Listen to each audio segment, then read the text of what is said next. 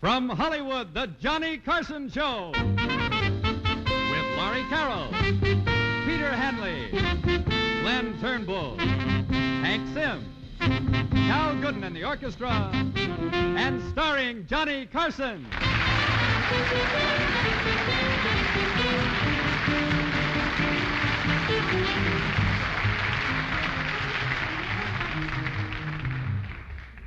Good morning.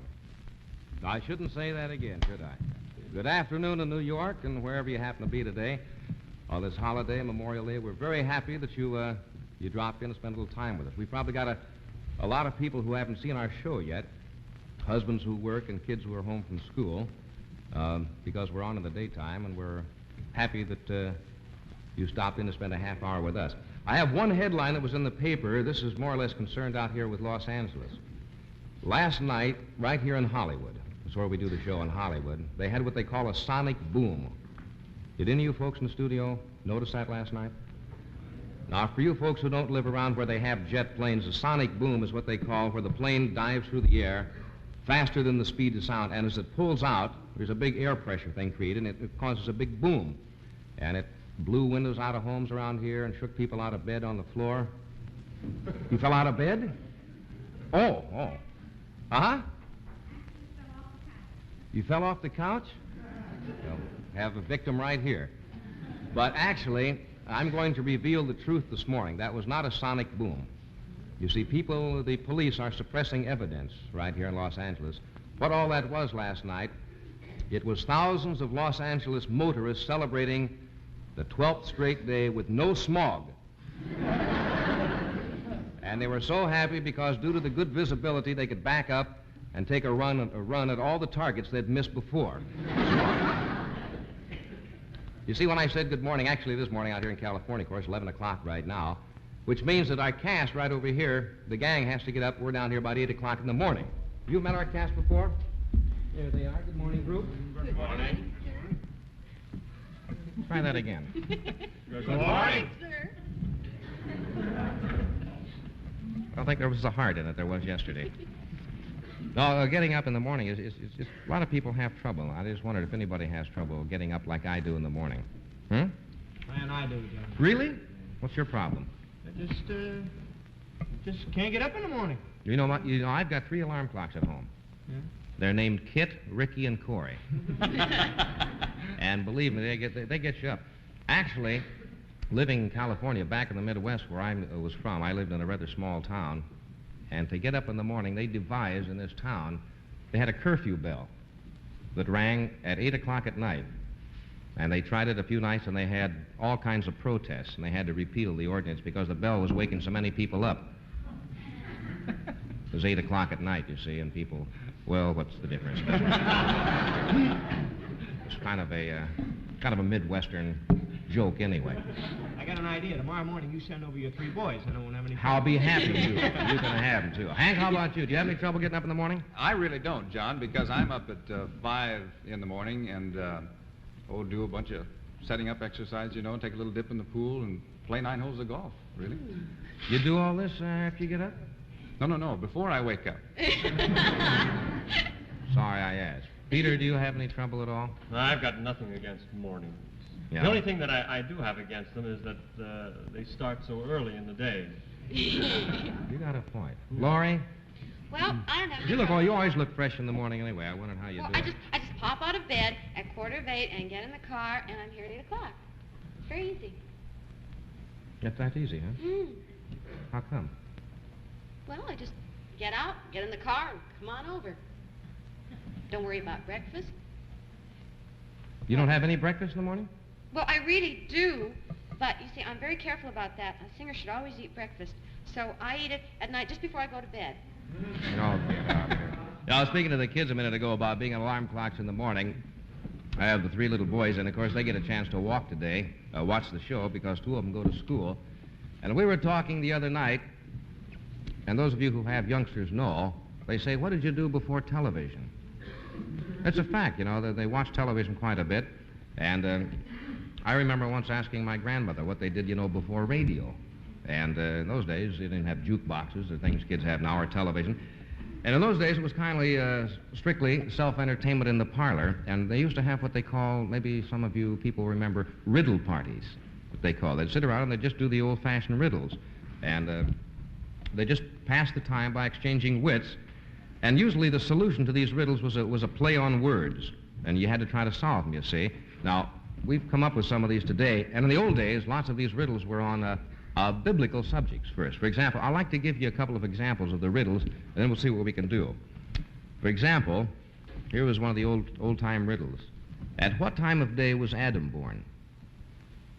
You see, the answer is a little before Eve. You see, you get the idea how it works? Here's another one. It says, what is it that which Adam never saw, never possessed, yet left two to each of his children? Parents. Look, you got in free, you know. Well, these are the way these old-time riddles go. Now, they sound kind of corny now, but this is what people used to do. Here's one here. What animal is it which in the morning goes on 4 feet, at noon on 2, and in the evening on 3? The answer is man, who in childhood creeps on all fours, in manhood walks erect, and in old age walks with the aid of a cane. Now, those are the old-time riddle parties, and we were talking about it the other day, and everybody on the show agreed to come in with one or some kind of a riddle of that vintage. Who wants to start it off? Pete? All right. How many young ladies does it take to reach from New York to Philadelphia?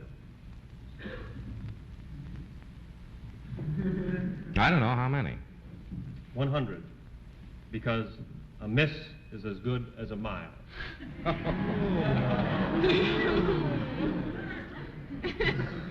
All right. Who wants to try it again? I got a doozy. Yeah. When is a sailor not a sailor? All right. When is a sailor not a sailor? When he's aboard. How about that? Huh? You think that's bad? I got another one. Why is it impossible to starve on the Mojave Desert?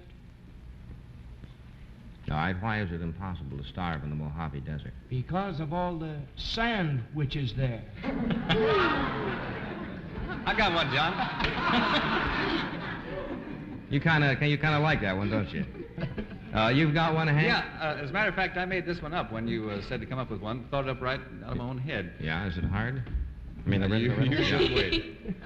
Your social life would be a total loss without the letter R. Why? I don't know why. You tell us. Because without the letter R, all of your friends would be fiends. You're getting moans this morning. No, I don't think they did bad, don't you? Those weren't bad at all. You got one? Excuse me, Laurie. And it's one of the biblical ones. All right. Why wasn't Eve worried about catching the measles? All right. Why wasn't she worried? Because she'd already had them.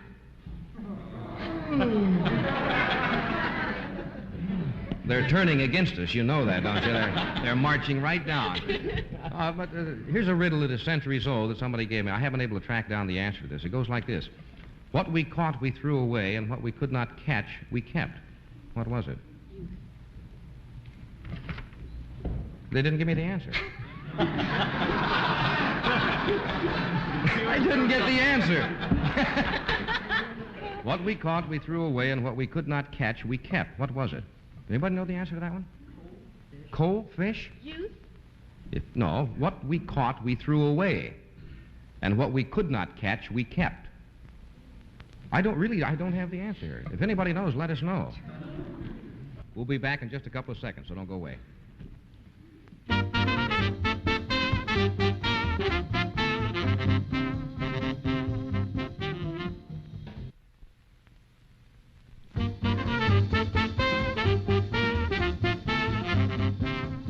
now part 2 of the Johnny Carson Show. Thank you.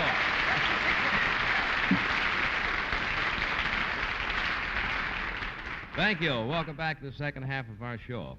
You know, being Memorial Day, as I mentioned as we started the show, we have a lot of folks watching who don't see our show in the daytime, like husbands, for example, are home today, and they probably wonder what their wife does during the daytime. So if you fellows are watching the show and your wife is watching the show, now you know what she does during the daytime, and you can take appropriate action. Of course, on any holiday like Memorial Day, the relatives come to visit, which is fine. And I always feel kind of sorry for somebody who has just had the baby and all the relatives show up to admire the baby. You know what I mean? They start saying, oh, he looks just like Uncle so-and-so, and he's got Aunt so-and-so's eyes. And as a matter of fact, we have a little poem today called Poor Little Newborn Baby that I thought you might get a kick out of. It says, poor little newborn baby, there's nothing you can do. With all your doting relatives, you just can't look like you. You've got your mommy's dimples, your Uncle David's chin, your Cousin Mary's elbows, and your Auntie Selma's skin.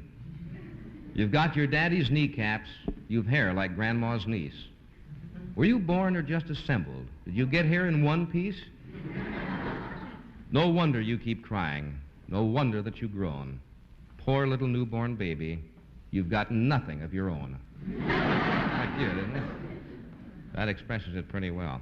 You know, today, being Memorial Day, back in Indianapolis, of course, is the 41st, I think, or 42nd running of the Indianapolis Classic, Memorial on the Speedway back there. And they're not going to televise that today. So nobody gets, I think it's already in progress back there now, isn't it, Hank? Started out here at 9 o'clock on the Pacific Coast. But today, in lieu of that race, we have brought you a race of our own. It doesn't have the excitement, but I think it has a lot more heart to it. We actually are going to have a derby today because up in Coalinga, California, every year, and this year they had the 20th California Horn-Toad Derby. That's right, believe it or not, here is the racing form right here. That's what it says, racing form, and it was held, this one this year was held Saturday on April the 7th, 1956. And I was just looking over at his. Look, some of these names. Rexall Flash, Power Club Special. These are all horned toads, by the way. This is the 20th California Horn Toad Derby. Here's one that's been scratched here. And I wanted you to meet a gentleman who knows a little more about this, who is Mr. Floyd Howe, the Secretary Manager of the Coalinga Chamber of Commerce. Mr. Howe, nice to have you with us.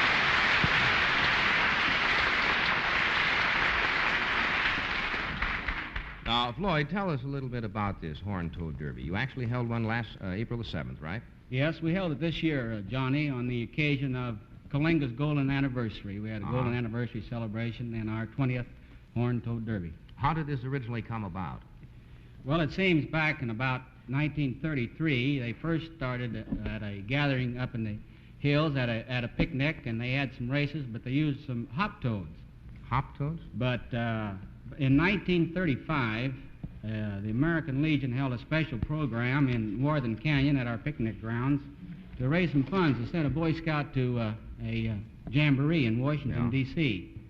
And George Malch and other members, that was my first experience in 35 with the actual racing of horned toads. And from then on, since 1937, I've had something to do with it. We brought it to town and had our celebration centered around the racing of horned toads as an entertainment feature each year. Do these little horned toads, are they, what do you call them? Are they lizards, actually, or what are they? They actually are not toads. They actually belong to the lizard family. Do they make pets? Can you make a pet out of them? Oh, yes. They're very easily to make pets out of. You have to watch them. They have a habit, if they get mad at you, they might squirt a little blood out of the corner of their eye at you, but it won't hurt you. That's nice. Have around the house. And, of course, you can kind of stroke them on the head a little bit, and they'll calm right down. Kids work the same way. You stroke them on the head, you can calm them down like that. Do they know their names and have a personality at all? I mean, to that extent? Well, not to a great extent. I mean, they'd be known by names. I mean, especially the names that they're known as if you read the racing program. Well, the racing form here. Now, I noticed this year, the winner, where's the winner this year? Who won this, the last one? Oh, Tuxedo was the grand champion this year. That's the name of the toad, huh? That's right. He was a well-dressed boy, that toad was.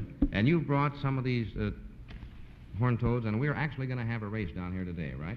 Yes, through the invitation of Johnny Carson and this show, we're going to have a special Johnny Carson special race today.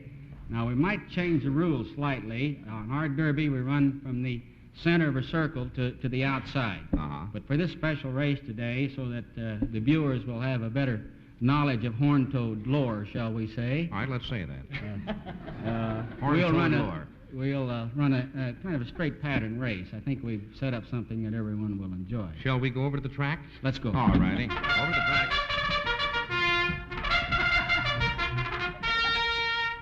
Here we are at the track, friends. Oh, excuse me. Who is this? Johnny Carson, I'd like for you to meet Queen Marjorie Hancock of this year's golden anniversary on Horn-Toad Derby. Hi, Marjorie. How are you? How does one get selected to be the queen? The toads vote or what? I mean... No, we sold tickets to the barbecue. We had a big barbecue. And I hate to ask you what Not you ate. barbecued horn-toad. Huh? No. Beef. Oh, boy. I see. Gee, and you sell the tickets, and then you come out to the meet and represent kind of the queen of the meet, huh? Do you like, I mean, you've been with these things. How do you like horn toads? I think you got the wrong queen here. And you have another gentleman here we want to meet who owns the winner, right? Yes, we'll have Gary come on in. I'd All like right. for you to meet Gary. Fine. Margie, thanks for being with us today. Thank and I'll you. see you at the next toad meet. Hi, Gary. This is Gary Jordan, the owner and trainer of Tuxedo, Tuxedo, the world look at champion horn toad for 1956. There's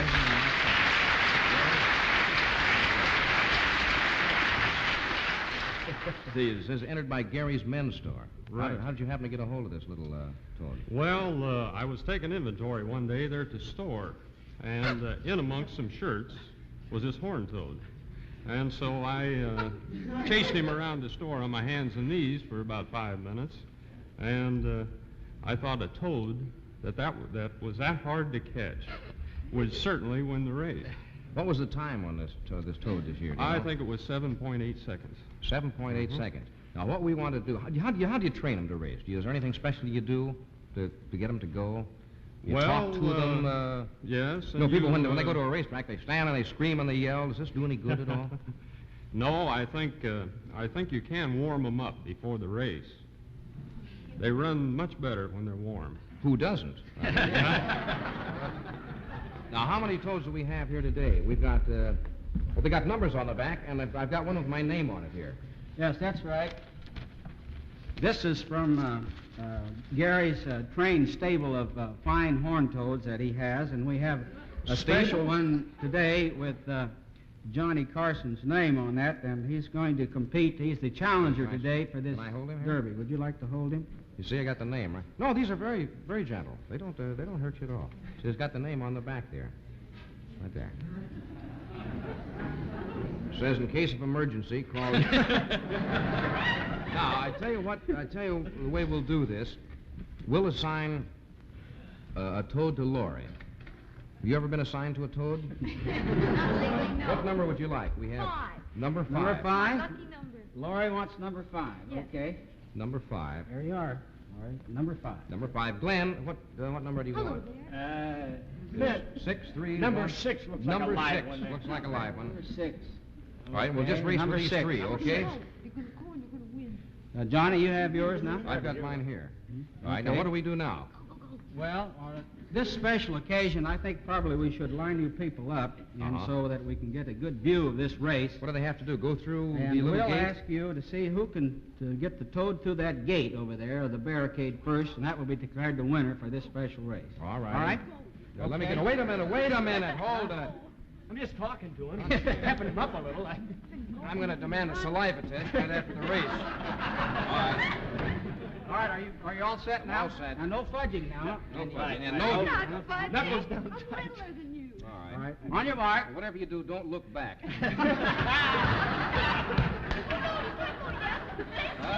your All mark. right, ready?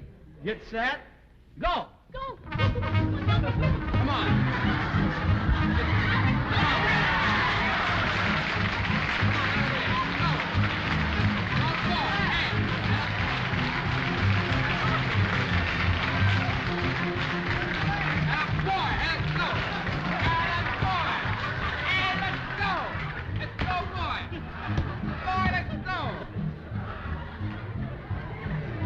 What's the matter, Johnny? You didn't train that toad right. Come on, let's go. Be a lousy third, but go. I got a factory second toad here. Sure, now look at him go. Come on, back. The wrong direction. Go this way. Holy Toledo. The race is over.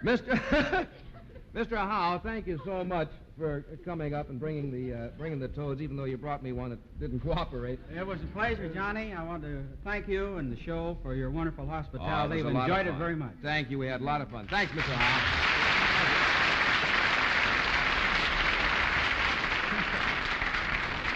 Are we that short of time, Bud? Oh, guys, we ran out of time today. Well, we hope you had a nice time this Memorial Day. Have your friends and family with you. And thank you very much, and we'll see you tomorrow. Goodbye.